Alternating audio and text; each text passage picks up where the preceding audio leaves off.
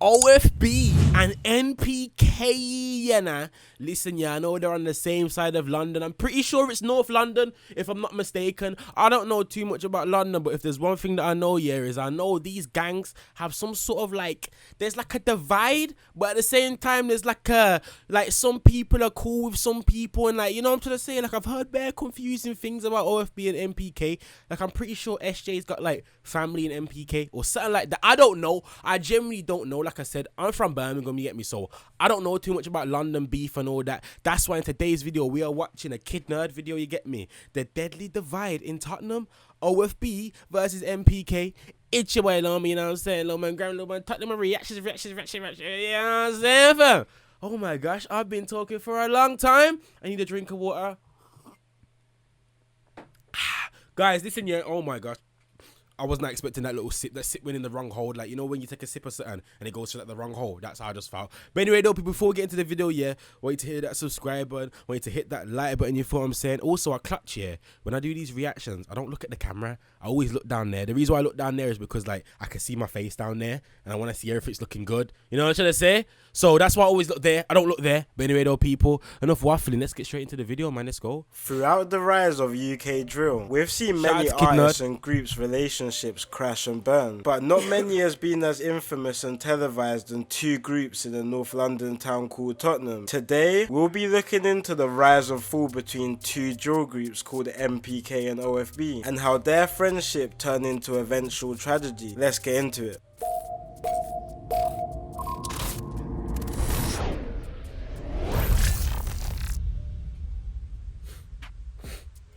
Shout out to Kid Nerd, man. Guys, before I get into this video, I just want to say a quick message to a lot of the young youth who live inside and outside of London who may be watching. I know a lot of young kids who watch these videos may find themselves in similar situations as people in this video or videos that I've done in the past. And I just want to quickly say before I get into any of this, that this life is not the way forward. A lot of young kids grow. He's not lying, man. This is not the life, man. Especially if you grow up in ends, you get me? You've seen people, you know, involved with this life and that, and it's just not it. It's just not it, man. Yeah, these guys, they're dull. These guys are killing it with, you know, these guys seem like they're killing it financially. But in, reality, though, fam, these guys are not happy, fam. These guys are stuck in that lifestyle. You know what I'm trying to say? So if there's any youngsters watching this year, you know, take Kid Nerd's word for it, you get me? You know, it seems cool, the lifestyle and that, the money seems nice, man, but you don't want to be trapped in that, you get me? So, yeah, man, just do something nice in it. Do something legal. Do something nice and legal. All right, then. Now let's get into the video. So like I said before, we're taking this story to the North London town of Tottenham. Now, Tottenham is infamous for many reasons. It's bred some of the biggest artists in the UK, stemming from global pop stars like Adele and major grime artists such as Skepta and Chip, and now big drill artists like Headie One and Abracadabra. In the last few decades, Tottenham has also been notable for a lot of violence and crime. Infamously, the area of... I feel like if anyone's watching this and you're from Tottenham, yeah, I feel like, yeah, it's so easy for you to get motivated. If there's anyone watching this from Tottenham, yeah, do you feel motivated to do things, or do you feel like you have the ability to be someone? Because from Birmingham, yeah, there's hardly example of people making it. You know what I'm trying to say? And there's hardly that example for us. So that's why a lot of man from Birmingham, I feel turn to the streets. You know what I'm trying to say? So I don't know, man. Is it the same for Tottenham? Because I know, yeah, if Birmingham had an Adele, there'll be a lot more singers making it in Brum. You feel what I'm saying? But I don't know, man. It's something I've always thought.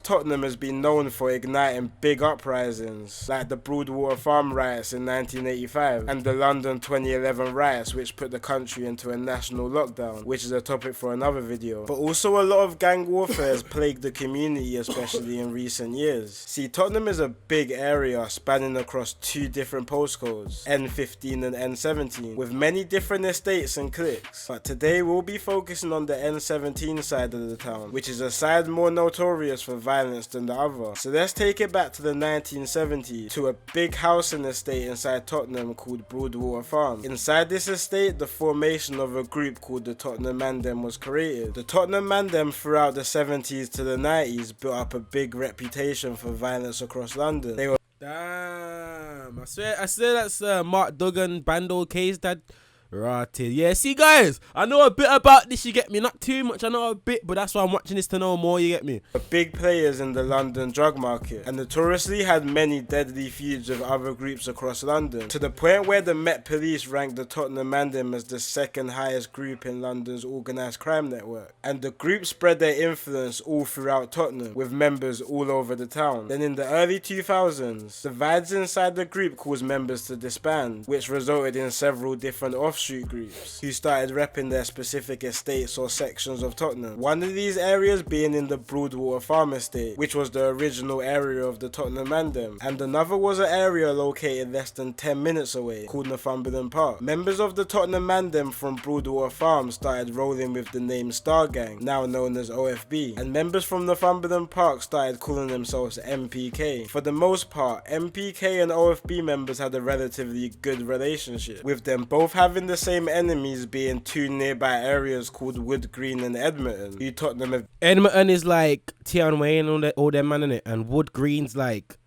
who's Wood Green again? Is Wood Green like, is that like the TPR man them and that? Or am I tripping? I don't know. He might tell us in this video. Been feuding with for a while now. The feud between Tottenham and the two local areas started to be more known when UK rap music started getting platformed on several YouTube channels like Limitless Vids and Pac-Man TV. A few MPK members like Stretch and Starts, and OFB members like Heady One and RV started hopping on tracks together, cementing their relationship in the public eye. OFB members dropped tracks like Youngers from Farm, which was making noise all over North London. But summertime 2010, an OFB member called Young RV dropped a big tune called Cruddy on the Streets, which really put a spotlight on OFB as a whole. An MPK rapper called Stretch was also putting on for Tottenham musically, dropping tracks like Sky Style and Thanks Mummy. Stretch is Young RV like the RV that we know today, or is it like a next RV? Putting on for Tottenham musically, dropping tracks like Sky Style and Thanks Mummy. Stretch and RV were actually quite close friends, but in a situation in 2011, Stretch was stabbed by members from the nearby area Wood Green. Allegedly, RV was with him when it happened, but ended up running away, leaving Stretch to have a deep hatred for RV and other OFB members. Stretch addressed the situation on a track called You're Not Cruddy on the Streets, which was a direct diss record to RV, which left both sides to have a bit of a shaky relationship. For the next few years, both sides weren't generally the closest, until the late 2010s when the new generation of Tottenham were coming up. Kids from both Northumberland Park and Broadwater Farm grew up together through school and playing out, and a lot of families crossed between both areas. And despite the past issues between the two parts of Tottenham, the next generation of kids managed to maintain their tight relationships, even after they started claiming their area's gang. In 2017 to 18, a lot of the spotlight from the UK drill scene was on Tottenham. A few MPK members called GP, Unks and KK started going up in music, calling themselves Sin. Just to be honest, yeah, like man, like Sin Squad might be big in London, but like from what I know, yeah, like I don't really know too many man in person. I listen to Sin Squad, but again, that's probably because I'm not from London. But yeah, man, like out of all the Tottenham people, yeah, like obviously we've heard of MPK, we've heard of Sin Squad, we've heard of all these things, but it's like OFB, in my opinion, were the only ones that like really made noise in the UK. You know what I'm trying to say? Like I only ever heard OFB growing up in school and all that. You get me? Like obviously, man heard a few of these tunes too, but it was mainly OFB. So I feel like OFB, yeah, high key put. Nah, I don't want to say too much, man. I don't know. Am I wrong for saying this? Did OFB put like Tottenham draw on the map?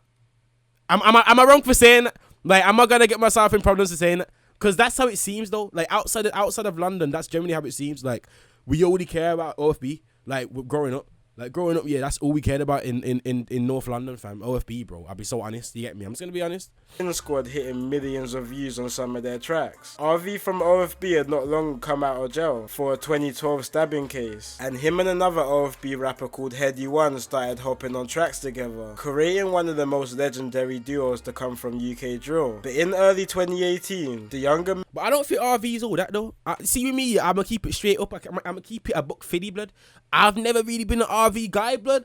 When I was listening to this freestyle, fam, I was tapped into Heady. If I'm being honest, bud, but maybe I'm just tripping, fam. The most legendary duos to come from UK drill. But in early 2018, the younger members from Ofb started trying their luck on drill beats. A few of the younger members jumped on a track with an older Ofb member called Cash, and the song done decent numbers, considering it was a first track for many of the rappers on the tune. But throughout the year of 2018, the younger members started jumping in the booth more and more, especially 3 Ofb members who went by the name Double L's, SJ and Bando K. They started dropping music consistently, creating a big buzz in the UK. On the back of their success, younger members from I can't lie. White Ofb, high key put Ofb on the map. At me, I don't give a shit, bro. At me. They high key put Ofb on the map. I'm sorry. Listen, yeah. Everybody knew Heady One. Everybody knew Abra. Everybody knew RV. But do you want me to be honest, yeah? I feel like them man were like their old personal brand type shit. You know what I'm trying to say? Like, I would never call them three. If them three done a track together, yeah, I wouldn't be like to my boy, yo, OFB's got a new song out. But if these 3 niggas do a song with each other, it was like, yo, have you heard OFB's new song? Do you know what I'm trying to say by that? You know what I'm trying to say? Like, don't get it twisted, fam. Heady One, Abra, and RV and all them, man, yeah. Yo, props to them, man, for making their own brand. And if anything, that's better. I would rather be my own brand than be known as a group. But the name OFB, I feel like these man took it to a next level, bro. I'm just gonna be honest, but I'm gonna be so honest.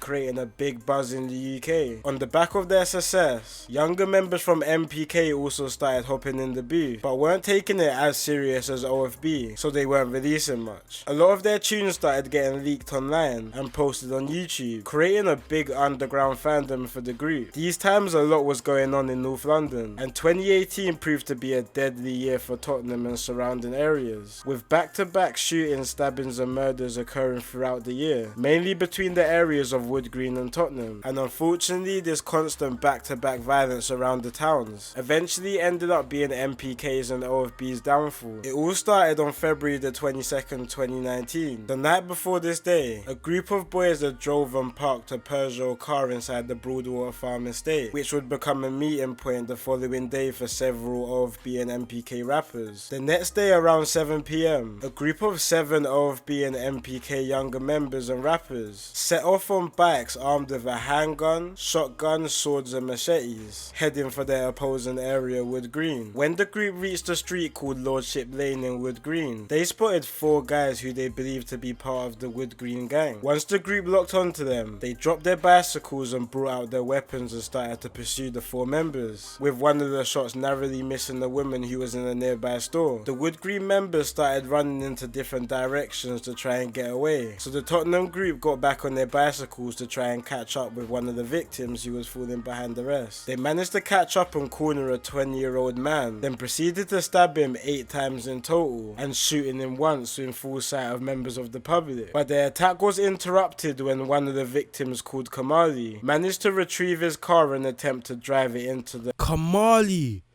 where have I heard that name? Am I tripping when I say this? Does the Kamali incident have something to do with the lamps thing or not? Because I've heard this geezer's name before. Let me hear what he's going to say. One of the victims, called Kamali, managed to retrieve his car and attempt to drive it into the attackers to save his friend. But once the group saw Kamali in his car driving towards them, they turned their attention towards him, circling his car attempting to smash his windows to get him out. While he was stuck between 2 cars trying to reverse out, Kamali eventually ditched his car to try and run into a hairdresser's which was nearby. Once he got into the shop, he tried to barricade himself inside, but the attackers managed to force themselves in, resulting in Kamali being struck several times, leaving him in a terrible state on the scene. Afterwards, the group rode their bicycles back to the Broadwater Farm estate and changed into clothes which they left in the car they parked off the day before and rode away. Sadly, Kamali didn't make it and his death was announced the following morning. In the next few months, one by one each attacker was getting arrested and remanded, at a time when OFB were reaching the highest numbers in the UK drill scene. 2 days before this attack on Kamali, SJ from OFB alongside 2 other OFB members released their biggest tune yet, called Next Up, and now stuff was looking real. That was a bad boy tune when that came out. I'm not gonna lie to you, fam. That was a bad boy tune, lad. For SJ after he was getting investigated for allegedly being on the scene on the day. During this time, SJ started hitting the booth heavily, dropping some big tracks. SJ was the hardest at YOFB. Like, this is what I was thinking with OFB when YOFB first came out. Like, I used to think Bando was the hardest when the first came out. I thought, yeah, Bando's the hardest. Like, you know, I never heard this flow before. Like, what was it? What's Bando's flow again? You know what I'm saying? No, but anyway, though, people like yeah, I thought Bando K was the hardest out of three of them. I thought SJ was the second hardest, and I'll be so honest, I thought Double Owls was like he was half mid. I'm not gonna lie, I thought he was half mid, but then the more and more that started coming out, I thought, you know what, fam, Double Owls is kind of hard, you know, and the Double Owls almost became my favorite, but then when this nigga dropped Youngest in Charge, that was like, nah, SJ's the hardest. You get what I'm saying? So yeah, if you're gonna ask me now though, yeah, I'll probably say SJ number 1, and then Bando K and Owls joint 2. Like, I don't think any of them's better than the other. Like, I feel like they're both like joint. Does anybody remember OFB Magic? Oh my gosh, banger tune. Ain't heard that in time. I'm gonna listen to it after they watch this. Building his name to be probably one of the biggest drill artists out at the time. But a couple months later, the tragedy of K1 caught up to SJ in the worst type of way. SJ alongside other OFB members were invited to a freestyle session hosted by the well-established DJ called Tim Westwood on a series called Crib Sessions, which in 2019 was one of the biggest platforms for UK drill artists to go on. So it was a big statement that OFB was invited to go. But in one of the most unfortunate turn of events, halfway through the crib session, SJ got a call from the police to inform him that he was wanted for the murder of Kamali and that he was to hand himself over to police immediately. Nah, I'm not laughing, fam, but my man looked like he got possessed. Look at him. He looks possessed. Nah, I'm not even laughing, fam. You can even see halfway through nah, he looks possessed. Nah, he looks possessed, fam. Nah, I'm not even laughing though. That's peaks though. Imagine, like, guys, imagine you sitting there baking up, chilling. You're getting ready to start spitting bars, yeah, and you get a phone call from the Fed saying, yeah, blood, potentially, yeah, like, this might be your last time out. I can't lie, blood. Man's going straight to Domino's, getting the largest pizza. I'm spunking all my money on just bullshit, and I'm gonna have myself in, blood. Swear down, fam. You get me? That's some long thing, fam.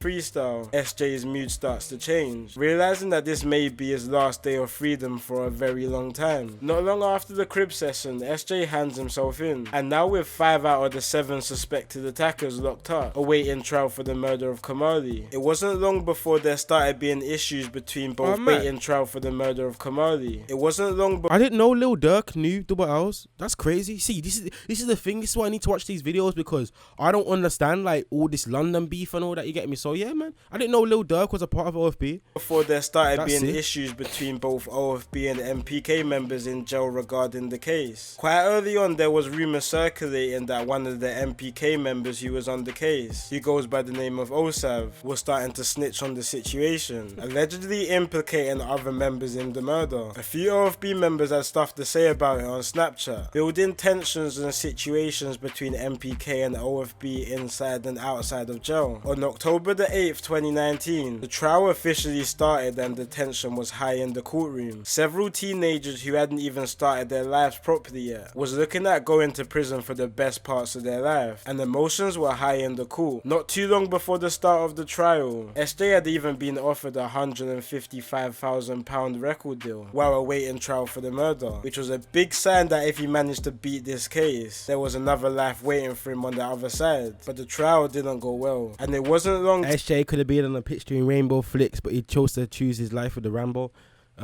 He also could have been, you know, I genuinely believe, yeah, SJ would have been bigger than Heady One. Yeah, I said it. I genuinely think, yeah, he would have been the biggest in OFB.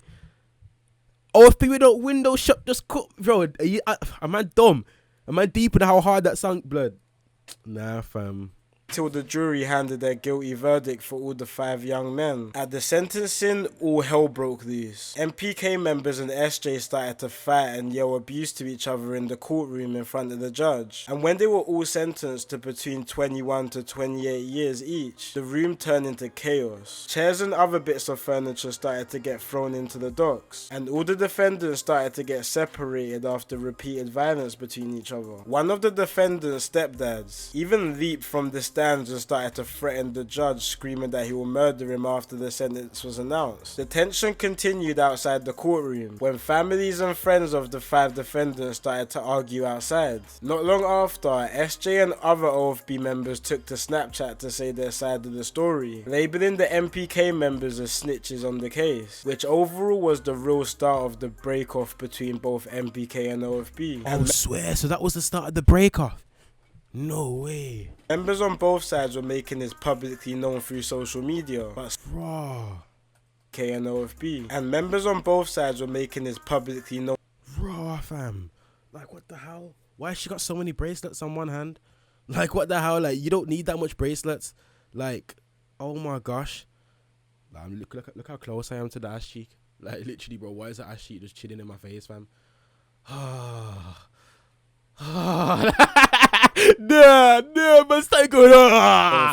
I'm dead. But soon after the sentencing, on the 19th of February 2020, stuff started getting physical between both sides. 3 OFB and MPK members bumped into each other at a local barbershop, which ended with 2 OFB members being stabbed and slashed multiple times. A CCTV video of the situation leaked, which was posted all around social media, bringing awareness to what was happening on the streets of Tottenham. On the music side, while SJ was locked up, more new rappers started coming out of OFB, releasing tunes off the back of the success of other OFB rappers. One of these being an OFB member who went by the name of Ispot. He blew up from a single he released called 3S, and after a couple more big songs he dropped throughout the year. A lot of fans were saying soon he could hit the same level as SJ, but in September of 2020, the ongoing feud between MPK and OFB caught up to him. Ispot was on his way home from college on the train, but when the train hit a station called Meridian Water in Edmonton, 3 alleged MPK members spotted Ispot sitting near the window on the train. In front of shocked onlookers, the 3 MPK members proceeded to stab Ispot multiple times. Oh my fucking days, fam.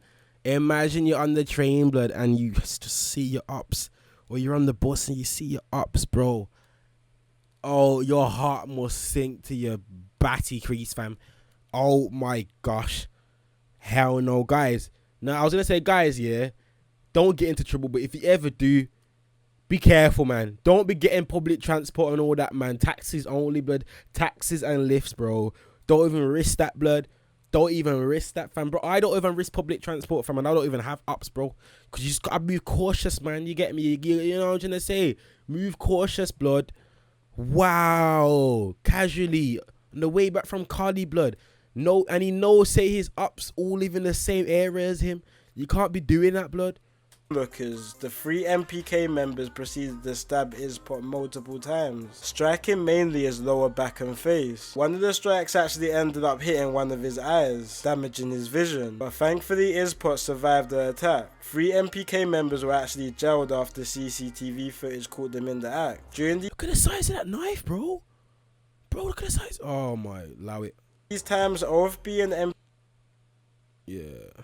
MPK were taking shots at each other on drill songs. OFB rapper Bando K dropped a song called Patient, which had several disses aimed at MPK. A couple MPK rappers also dropped a song in early 2021 called Exposing Ops 2.0. They actually filmed part of this track on the OFB's block, the Broadwater Farm Estate, which caused a lot of attention in the UK drill scene. Another drill group around 10 minutes away from OFB's block was also starting to get some attention in the drill scene called TPL. They dropped a track called Philly Don't Dance, which had multiple disses towards OFB. TPL and MPK actually started linking up and eventually filmed a music video together for a track which featured both groups called Hitcock 45. They filmed this video outside Turnpike Lane train station in the M15 postcode, and many members from each side started posting the location of the music video on Snapchat and other social media. After the shoot was done, a few members were still posted outside the train station, and unfortunately a few shots were fired into the crowd of boys around 1 AM, with shots hitting a 20-year-old TPL member who went by the name of Showerman. Nah, man, bro. So I'm saying, fam, like, yo, oh my gosh, how am I making snaps here in the ops ends, bro?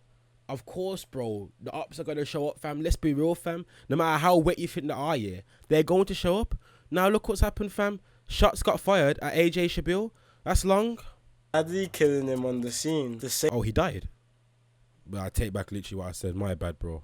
day, MPK's area in Northumberland Park, Tottenham, was also shot up with a young man being shot multiple times, but thankfully survived, causing a lot of friction in Tottenham. A few months afterwards, an MPK member who went by the name of KY and his friend took a trip near the Broadwater Farm estate. When they reached, they spotted an Ofb member called Sitz and his friend sitting down on a bench. KY approached Sitz while we were sitting down and the two started to argue. KY grabbed Sitz's phone from him, which resulted in Sitz slapping KY in his face. Afterwards, KY brought out a large knife from his trousers, stabbing Sitz 3 times, and then he made his escape. Sadly, Sitz didn't survive the attack, and mobile tracking caught KY in the act, resulting in him getting caught and sentenced to 19 years. Throughout the last few years, there's been numerous back and forth situations between the two groups, and with both areas being so close together, causing paths to cross all too often. Unfortunately, more situations more than likely will carry on happening. It's been your boy Kid Nerd, and peace out. That is crazy, man. But that's what it's like, though. Like, I feel like, yeah, the areas that are the closest to each other are always beef. Like, literally, bro, like, nah, trust me, I don't want to say too much in it, but we all know in it. We all know an area, yeah, that's beef for the next area. That's literally like less than 10 minutes away. Like, literally like 5 minutes away from it. Always happens, Sam. I don't know why. Why can't we all stick together? Black lives matter, but black lives don't matter to black lives.